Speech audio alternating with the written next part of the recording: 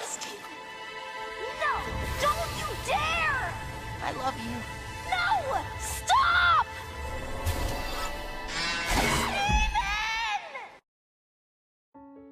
After that insane season finale, it looks like we're finally going to Homeworld. The original home of the gyms has been shrouded in mystery from the beginning, but we are going to try and uncover everything about Homeworld, and the gyms that live there. There's a lot to talk about, so let's get started.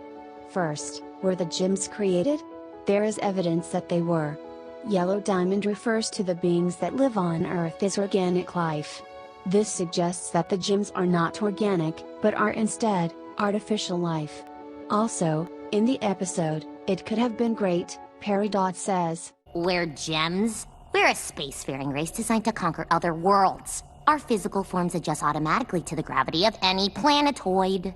The key word here is designed. So, the first gems were created for the purpose of conquering worlds, but by whom? If gems can be as powerful as the diamonds, just imagine their creators. Next, let's talk about the cluster. The diamonds put the cluster inside Earth after failing to colonize it, but why? Well, according to Peridot, the cluster is a singular giant artificial fusion, comprised of millions of gem shards. But in the episode, "It Could Have Been Great," she refers to it as a gem geoweapon. We can't sacrifice all that potential just for one geoweapon! The question is, why would the diamonds need a weapon as massive and powerful as the cluster? We could actually compare it to the Death Star from Star Wars. Both are capable of destroying worlds. It's hinted that the diamonds are at war. During the song, "What's the Use of Feeling Blue?" Yellow Diamond says some interesting things. Let's make a plan of attack. At first, it might seem like she's talking about Earth, until you realize that the diamonds aren't planning on attacking the Earth, because they think it'll be destroyed by the cluster. So, who are they at war with? Well, I think it's their creators. If someone created a race to conquer worlds, they would probably want to use it, but you never hear about the diamonds following someone else in charge. It's possible that the gems rebelled against their creators, and are still fighting for their independence. The gems don't need their creators anymore, because they can create more of themselves all on their own. This could also be why Yellow Diamond tells Blue Diamond, Start looking forward and stop looking backward. stop focusing on the past, and focus on the current issue, which is the war that they're fighting in right now. Let's move on from the cluster to each gem's purpose. Specifically, sapphire, agate, lapis, and diamonds. As Jasper said, all gems serve the diamonds, each with their own purpose. Pearls, for example, are servants. Gems like jasper, amethyst, ruby, and topaz are soldiers. Peridot is an engineer, bismuth is a blacksmith, and so on. In the song, "What's the Use of Feeling Blue?" Yellow Diamond says, A sapphire has a use, she can tell you what it's for. An agate terrifies, a lapis terraforms. Where's the diamond when they need a blue? You've got to be a leader blue. let's take this one gem at a time. It can be inferred from the song that all sapphires have feature vision, and are used to predict what will happen, like what Blue Diamond asked our sapphire to do in The Answer. The purpose of an agate is a little bit more vague. Yellow Diamond says an agate terrifies, but what could this mean? Based on agate's weapon, and overall attitude, agates are managers over lower class gems. During Peridot's conversation with Yellow Diamond, this is said, I'll inform your manager of your incompetence. so we can assume that agates are managers over several different groups. The purpose of a lapis lazuli is also stated during the song. A lapis terraforms. Terraforming, according to the dictionary, means changing the shape or conditions of a planet. Through this, we can actually determine what Lapis was doing on Earth when she was cracked. It is inferred in the episode, Room for Ruby, that weather on Homeworld is virtually non-existent, or at least doesn't change. This planet has weather, which can be confusing and alarming. It's sunny now, but it could always rain later. What is rain? This is probably the state that the gems want all planets to be in, when they colonize them. I believe that a lapis job is to go ahead of most gems, and get rid of the weather. With their water-based powers, it would be a bad idea to have a planet with so much water, because it would make them very powerful. Our lapis was supposed to get rid of the water and rainy conditions on Earth, while the beginnings of a colony were still taking place. Obviously, things didn't go as planned. Finally, what is the purpose of the diamonds? According to the song, diamonds are leaders. But, I think each individual diamond has a specific role in the Great Diamond Authority. Yellow Diamond, as stated by Perry Dot, Has command over all the armies of Homeworld waiting for the word to shatter me! Blue Diamond, I believe, runs the diplomatic side. She is basically the face of the diamonds. Think of it like the Queen of England. She makes the speeches, and appears to the public, but the Prime Minister is the one who runs the government. White Diamond is now arguably more mysterious than Pink Diamond. She has yet to appear on the show, and has never been mentioned by name. Her diamond in the symbol is at the very top, so she is probably the one who runs the government, and everything else. After all, if you look at the Muriel, she seems to have the most colonies. She might just be the main leader of Homeworld. So, if Yellow Diamond is the general, Blue Diamond is the queen, and White Diamond is the prime minister, what did Pink Diamond do? To figure that out, we have to go to a dark place. The Diamond Corruption Song. This is a concept that people have theorized about for a while now. At the end of the rebellion, the Homeworld gems suddenly fled Earth, and tons of gems were soon corrupted, both crystal gems and Homeworld gems that couldn't escape fast enough. Ultimately, Rose was only able to save Garnet, Amethyst, and Pearl with her shield. What exactly happened? Centipedal and Lapis both give us clues. All of the Homeworld gems fled. In all the panic of escaping Earth, I was left behind.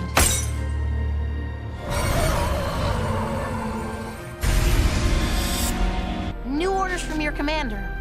To retreat. Everyone's running, but from what? You don't know. Where's your crew? Where's your ship? You stopped. You heard something. From the sky, a sound. A song? And then... A song from the sky with three colors shown, yellow, blue, and white. 3 of the diamonds have a power that, when combined, can corrupt any gem who hears the dreaded sound. So, what about Pink Diamond? It's very possible that she was the newest or youngest diamond. If you look at her Muriel, she only had one colony, and that was Earth. That's right, Earth was Pink Diamond's first colony. Pink Diamond was created by the other 3 diamonds, but why? Think about it, if you had the power to corrupt a massive amount of gems, you would probably want to make it possible to undo the damage, just in case. The purpose of Pink Diamond, and her power, was to heal corruption. Rose Quartz, a type of gem made just for Pink Diamond, has healing powers. Seems like they had more in common than you would think. Speaking of Rose Quartz, what's the deal with them? A quartz gem is similar to amethyst or jasper, so you would think that they'd be soldiers, but Rose has a shield as a weapon, but no sword, and she had to get one made for her by Bismuth. Steven's mom has clothing similar to sapphire, a high-class gem. Let me try to explain the story of Rose Quartz. When Steven and Greg are at the zoo, one of the humans talks about a legend that there was once a human that was hurt. On the rare occasion that we would need to enter the containment area, we would do so via this service door. As a one-way access point, there are no risks of an escape. In fact, it's only been used once. What is a door? Like this part of the wall, but open. Walls don't open. They are walls. There is a story of an opening wall. A very long time ago, a gem came through a wall hole to help someone who was hurt. That is an interesting story to put emphasis on. What if Rose's first job when she was made was to take care of the humans? After all, the amethysts that take care of the humans in the zoo now are quartz-based gems. Perhaps Rose was the gem that came through the door so long ago and took care of the injured human, and, perhaps, that's what started her love for them. Meanwhile, Pink Diamond wanted to have some protection while on Earth. So, she requested to have gems sent to her who have defensive weapons, like rose quartz. And the rest is history. Pink Diamond has gotten a lot of attention since the episode, Earthlings, where her existence was confirmed by Jasper. We now know that Earth was Pink Diamond's first colony, and that she was the youngest of the diamonds. She also had a zoo where she kept humans. Isn't that just a terrible thing to do? She should have left them on Earth, where they would have been killed. Wait, what if Pink Diamond wasn't capturing humans as trophies like Garnet suggested, but was, instead saving what little life she could? If the zoo belonged to Pink Diamond, the voice that the humans hear is probably her, that she recorded when the zoo was first made, to keep them as happy as possible. Maybe Pink Diamond wasn't as ruthless as we're led to believe. The crystal gems have deceived Steven many times. This could just be another lie, to protect the memory of rose quartz. Okay, one last thing to talk about. Something that has been bothering me since the episode, Bubbled. In that episode, Eyeball says that the only thing she remembers about the shattering of Pink Diamond is Rose's huge sword. Makes sense at first glance, right? Except for the fact that Rose's sword cannot shatter gems. I designed the sword for a fair fight. Destroying the body, but never the gem. How could rose quartz possibly shatter someone as big as a diamond, with just a shield, and a sword that only destroys a gem's physical form? Did Rose actually shatter Pink Diamond? The show Steven Universe has always tried to keep the gems as accurate to real-life gems as possible. Well, here's something interesting about diamonds in real life. They are the hardest mineral in the world. In fact, according to the book, Properties, Growth, and Applications of Diamond, whereas it might be possible to scratch some diamonds with other materials, such as boron nitride, the only way to damage a diamond is with other diamonds. This is a shattering revelation, no pun intended. But who could have done it? Yellow and Blue Diamond seem grief-stricken about it, so it probably wasn't them. Which leaves only one diamond, White Diamond. She could have tampered with the memory of gems who saw the shattering. After all, Eyeball is the only character who has confirmed that she saw it happen, and her memory is a bit blurry, other than, quote-unquote, seeing Rose's sword. But, what motives could she have for shattering Pink Diamond? Maybe she didn't want a gem around who could heal corruption. Perhaps, White Diamond was the true villain all along, and maybe, she still is. Okay guys, hopefully I've given you some things to think about, and hope for in seasons to come. For now, here's some things to look out for in upcoming episodes. Mentions of Homeworld being at war. How Rose's rebellion affected the way things are now on Homeworld. New gems, and what their purposes could be. Contradictions to the story that Rose shattered Pink Diamond, and how little anyone actually remembers about it. More backstory involving Rose and Pearl. Finally, the inevitable appearance of White Diamond. It should be the most exciting reveal in the series. That's it for now, Crystal Gems.